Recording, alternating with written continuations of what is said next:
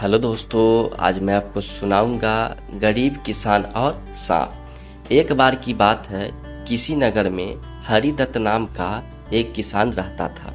उसके पास खेत थे, लेकिन उनमें ज़्यादा पैदावार नहीं होती थी। एक दिन हरिदत्त अपने खेत में एक पेड़ के नीचे सोया हुआ था। जैसे ही हरिदत्त की आंखें खुली, उसने देखा कि एक सांप अपना फन फैलाए बैठा हुआ है। किसान को एहसास हुआ कि यह कोई साधारण सांप नहीं है, बल्कि कोई देवता है। किसान ने निर्णय लिया कि वह आज से इस देवता की पूजा करेगा। हरिदत्त उठा और कहीं से जाकर दूध ले आया। उसने मिट्टी के बर्तन में सांप को दूध पिलाया। दूध पिलाते समय हरिदत्त ने सांप से क्षमा मांगते हुए कहा कि हे देव, मैं आज तक आपको साधारण सांप समझता रहा, मुझे माफ़ कर दीजिए। अपनी कृपा दृष्टि से मुझे सारा धन्य धान्य प्रदान करे प्रभु।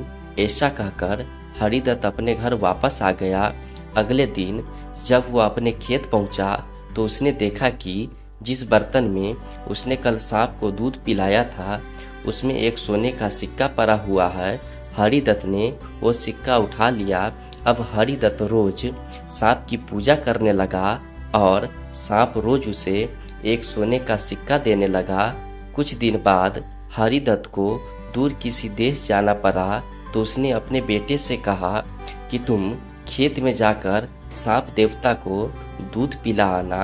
अपने पिता की आज्ञा से हरिदत्त का बेटा खेत में गया और सांप के बर्तन में दूध रखा। अगली सुबह जब वह सांप को दूध पिलाने गया, तो उसने देखा कि वहाँ सोने का सिक्का रखा हुआ है। हरिदत्त के बेटे ने वो सोने का सिक्का उठा लिया और मन ही मन सोचने लगा कि जरूर इस सांप के बिल में सोने का भंडार है। उसने सांप के बिल को खोदने का फैसला किया, लेकिन उससे सांप का बहुत डर था। हरिदत्त के बेटे ने योजना बनाई कि जैसे ही सांप दूध पीने आएगा, तो मैं उसके सिर पर लाठी से वार कर दूंगा, जिससे सांप मर जाएगा। सांप के मरने के बाद मैं तसल्ली से बिल खोदूंगा और उसमें से सोना निकालकर अमीर आदमी बन जाऊंगा। लड़के ने अगले दिन ऐसा ही किया, लेकिन जैसे ही उसने सांप के सिर पर लाठी मारी, तो वह मरा नहीं, बल्कि गुस्से से भर उठा। सांप ने क्रोध में लड़के के पैर में अपने विष भरे दांतों से काटा और लड़के की उसी समय मौत हो गई। हरिदत्त जब वापस लौटा, तो उसे यह जानकर बहुत दुख हुआ। तो दोस्तों, इस कहानी से हमें यह सीख मिलती है कि लालच का फल हमेशा बुरा होता है, इसलिए कभी लालच नहीं करना चाहिए। हमारे पास जो भी है, हमें उसी से संतोष करना चाहिए और हमेशा परिश्रम करते रहना चाहिए। धन्यवाद दोस्तों।